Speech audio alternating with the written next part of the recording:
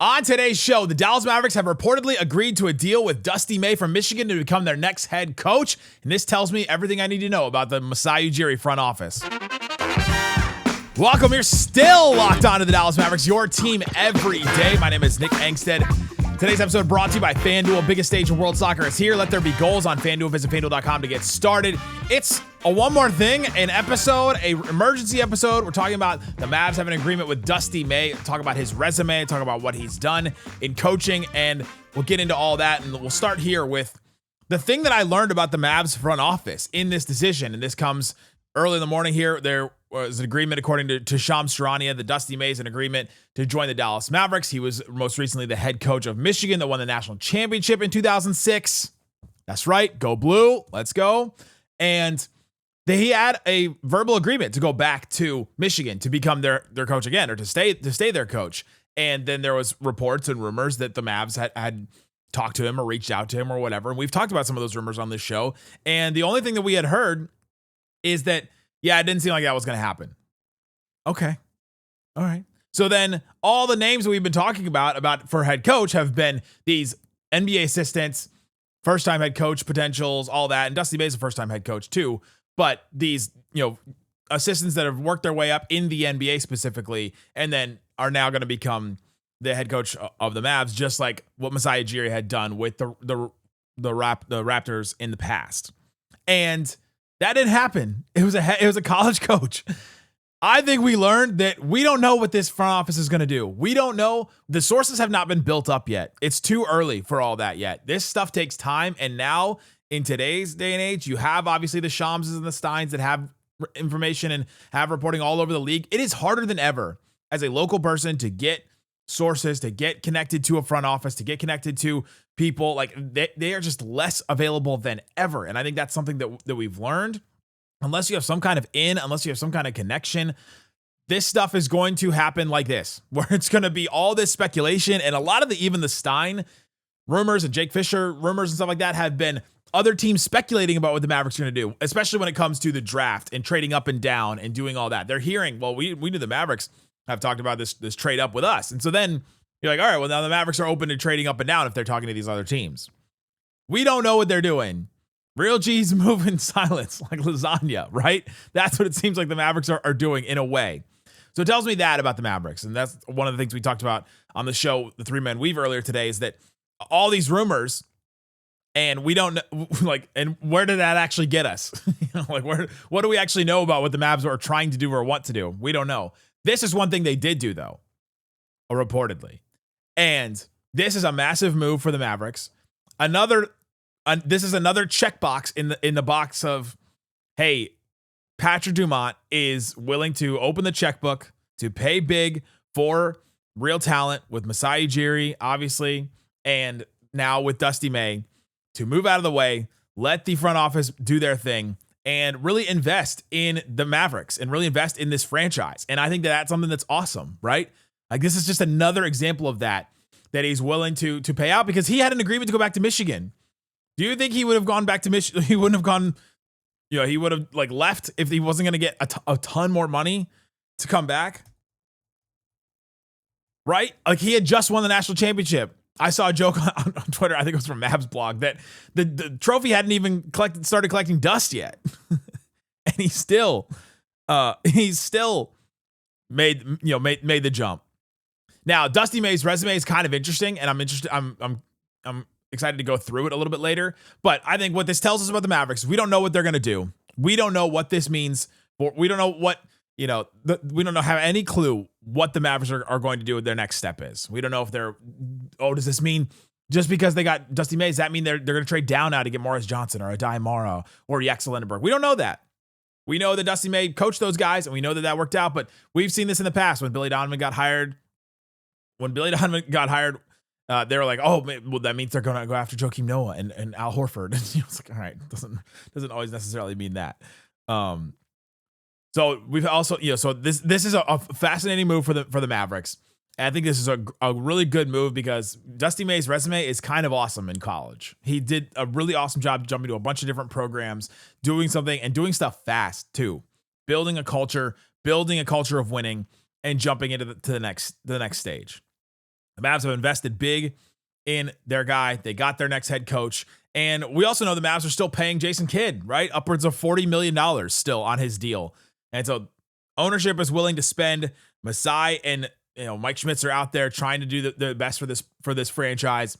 And I think it's in good hands because this is a move that move. This is like a move that is moving in a way, I think, because it's not just another retread coach. It's not just, like the assistant that was got an opportunity for the first time and is going to take anything, right? This was a guy that had an option, had a huge option on the table, had a place where he was beloved, was the national championship coach, had a recruiting class, and all that, and decided to jump and do this. And I think that is, it's fascinating. It's awesome. I'm excited. You should be excited about this move. I think this is a really good one. And we'll go over some of his resume.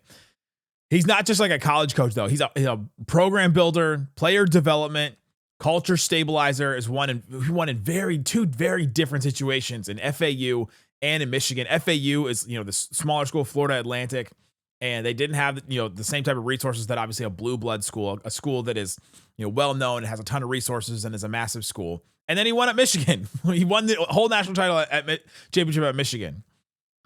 I don't know which one is more impressive to me.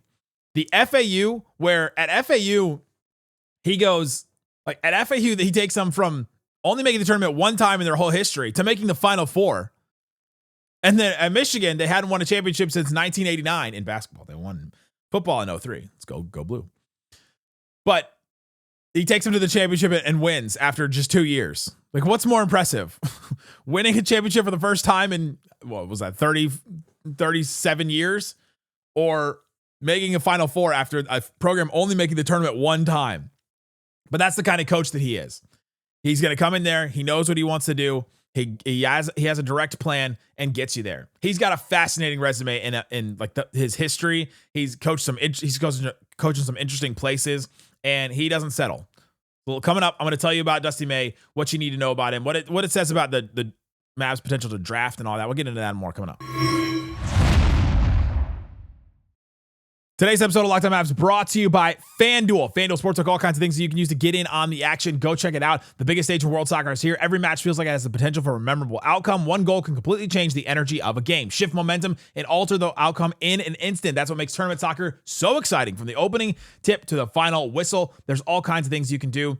They got World Cup stuff happening all the time. When's our next USA game? Team USA playing Turkey.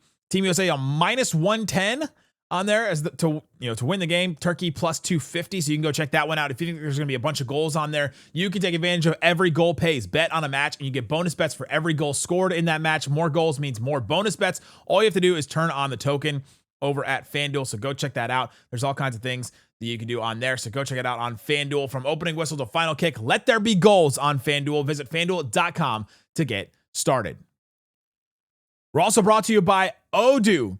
If you've got a business that you're running and you're trying to connect a whole bunch of different systems and you're like, this is not working together, it shouldn't be like all disconnected like this. You've got one app for accounting, one app for inventory, another for sales, and none of these talk to each other. That's not helpful. That's like a front office trying to go find a head coach and having none of the wings talk to each other. You got Masai Ujiri over there, Mike Schmitz over there, you got Michael Finley over here, and nothing is ever working together. You can't make an actual business work that way. So check out Odoo. It's an all-in-one business management software that brings every part of your business together in one powerful platform. From sales and accounting to inventory and marketing, everything works in one place, helping your team move faster, stay organized, and focus on growing business instead of actually managing software and having to deal with all that. Great organizations win because operations matter. That's why you should get Odoo, O-D-O-O. Try for free today at odoo.com/lockedon. Again, that's odoo.com/lockedon.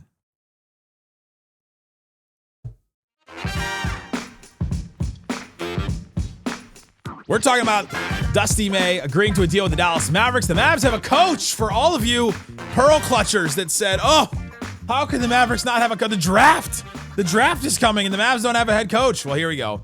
They got a reported agreement with Dusty May to become their next head coach. I think this is a fascinating move. I'm excited about it. I think, just like I said earlier, I think it means the Mavs ownership is completely invested in building this and doing whatever it takes really to build to build this program, to build this franchise. I feel like I'm going to start calling it program now. Mavs have a college coach jumping there, because everything I've been reading is like, hey, he took this program to the next level. He's a program builder. It's like, all right, never really call an NBA team a program. It's a franchise, I guess, but I'm going to start calling it that. Dusty May's resume. So, like I said, he won at two very different settings. He won at FAU and he won at Michigan. FAU, lower level school, had only been to the tournament, the NCAA tournament, the whole tournament once in 2002. He gets hired in 2018. 5 years later, they make the NCAA Final Four in 2023. Final Four. From never having made from only making the tournament one time, then made the Final Four. Then he made the tournament again the next year after that, and then he jumped to Michigan, where he was hired in 2024. Michigan had won a national championship last in 1989. They obviously had the Fab Five with Juwan Howard and Jalen Rose and Jim Jackson and all them, and then hadn't won a championship since 1989, despite being a program with a ton of resources, basketball being big up there and in everything. They had lost 4 national championships in the period between 89 and when Dusty May took over. He got hired in March of 2024. Had an overall record in the regular season part of 37-3. Lost 3 games the whole time he was the head coach there. Went to the Sweet 16 in 2025. Lost to that Auburn team that was awesome, like with Jedi Broom and our guy Miles, that was on the Mavs Summer League team and all that. Miles Kelly, got it. And so they lost in that Sweet 16, but that was an awesome team, that Auburn team. And then he wins the championship this past year at Michigan. Their first since 1989. They had lost 4 championships between them. He was the Big Ten Coach of the Year, and it was this awesome team with Adai Mara, Yaxel Lindenberg, Morris Johnson, and he made that team work. He took guys like Yaxel, and he found talent like him. Remember, Yaxel Lindenberg's story is so interesting. He is he's the one thing we've kind of talked about him is he's older, right? Like what? He's 20. He's going to be 24 when the start of the NBA season starts. But he was at Arizona Western, and then he was at UAB. He was at UAB with Dusty May, and then he comes over to Michigan. He knew that guy was going to be able to take the leap from a smaller school like that to Michigan, and then Yaxel became what Yaxel was, and he's now potentially a top 10 pick. But so Dusty May recognized that when he brought him to FAU from Arizona Western. He was at Arizona Western, which is I'm pretty sure it was a junior college. Yeah, it's a community college. Yeah, it's a community junior college. So he finds Yaxel Lindenberg, brings him over to UAB with him. Or then Yaxel's at UAB, and then he brings him over to Michigan after being at UAB. And Dusty had the connection at UAB because he was the assistant there from 2007 to 2009. Too many acronyms. Too many acronyms. So Dusty May knows how to recognize talent. He knows how to work with talent. Bringing those 3 guys together. Obviously, they had great size with those 3 guys, and maybe but making that work in college with the spacing that you have in college is pretty difficult. Here are his jobs. One of the most fascinating jobs that I've found researching Dusty May. He was the student manager at Indiana of the Indiana's basketball team under Bobby Knight. Bobby Knight, throw the chair, the legendary coach, and all that. Fascinating, but what a place to learn from a head coach. So he probably also heard a lot of crazy things. But student manager under Bobby Knight, he actually coached Sean May's AAU team too before all these assistant jobs, which is fascinating. Sean May, who was the legendary player at North Carolina, and then was in the NBA for a minute with the Bobcats and that. So then he takes this slew of assistant jobs. He starts at Eastern Michigan. He's there for a season. Murray State, he's there for a season. UAB, he's there for 2 seasons. And that's where he obviously had the connection with UAB. And then Yaxel went there in 2023, way after that. Louisiana Tech, he gets hired there. He's there for 6 seasons under Mike White. Mike White then becomes the head coach of Florida, and he takes Dusty May with him. And then he's there for 3 seasons. And now Mike White's the head coach of Georgia. But Dusty May followed Mike White from LA Tech to Louisiana Tech to Florida. And then Dusty May gets hired in 2018 to be the head coach of FAU. And so he jumped from Florida to FAU. They make the Final Four, which is wild. It's wild that he was at Florida, this program, and then was more successful at FAU making the Final Four than his predecessor was. Than his, than the guy he was under. Wild. And then Michigan, and now here. He has jumped from place to place. That is like, it seems like that's what college coaches are doing right now because, man, Eastern Michigan, Murray State, UAB, LA Tech, Florida, and FAU, Michigan, all since 2005. It's 21 years. It's a lot of time, but fascinating resume, fascinating run. And like, he's known as this, grind-oriented guy. When we talk about Masai Ujiri, you talk about a guy that started as a scout and then now has become the guy that he is, the team president, the alternate governor, and all these like fancy titles and things like that. But started as a scout, like a straight up, get sent to crazy places all over the world, scout for an NBA team. And Mike White and Dusty May started as a student manager under Bobby Knight, coached all these assistant jobs all over the place, trying to find the right fit, trying to find the right coach for him, finds Mike White with LA Tech, and then goes to Florida and then finds his first head coaching job at FAU, and then Michigan, and like grinded all the way from student manager to head coach of Michigan, winning a national championship. He's, video scouting, player development tools like that's all the stuff that he was brought up in. He's a guy that started from the bottom. So when we talked about the Mavs should want to go get a first-year head coach from the NBA because they know how this all works. They know they've run through everything. Dusty May comes from that same kind of mentality. He comes from that same set of started from the bottom, now we're here mentality. It's just in college instead of in the NBA. And I do have reservations on a college coach coming to the NBA. We just have not seen it work that often. Brad Stevens, a great example from Butler. That's one that really worked. He took that program to a national championship. You have Billy Donovan, multiple national championships. That really worked in the NBA. And so you do have examples of this when the coach is at the highest level. If you're a good coach, you're a good coach. Doesn't matter. Doesn't like just because he can, like there are certain coaches like Dan Hurley, where his of UConn that we had talked about earlier in this whole process, that his whole approach has been like, all right, I'm going to be as hard as possible on these guys and make them. Taurus Reed was telling us at the combine that one time in practice they made a run so hard like he didn't think he could go anymore and like almost collapsed. It's like to that level. I don't know if that mentality works in the NBA, but the grind, work on culture, find right talent, put them in the right positions to succeed and to win and to like optimize these guys, that's going to work on every level. And if it works, it works. We have seen other coaches jump from college and not work. Kevin Ollie from Villanova to the NBA didn't work. Fred Hoiberg from college to the NBA, not necessarily worked. We've seen some like that. And that's one of the things I do have reservations on. But I think Dusty May is a really dang good coach. And so I think a good coach is going to win at wherever he ends up going. And so I think this is a really good move for the Mavericks. It tells us a lot about the front office, that they're willing to go and take risks and take moves, and that the ownership is willing to shell out because, man, this is probably one I'm interested to see what the details are of this deal. We don't know what it is yet, but I bet they paid him a lot to come and jump from college to the NBA. Let us know what you think about this hire. We'll have more a little bit later. We had the three-man weave. If you listen on audio, that one already got put out, but on video, I'm posting it a little bit later today. It's an hour of me and Slightly and Isaac talking about the number 30 pick and moving up from that spot and all that stuff. And then we just like talked about such random stuff. So go check that out wherever you're listening, watching this. Thanks so much for listening to Locked on Mavs. Peace out. Boom.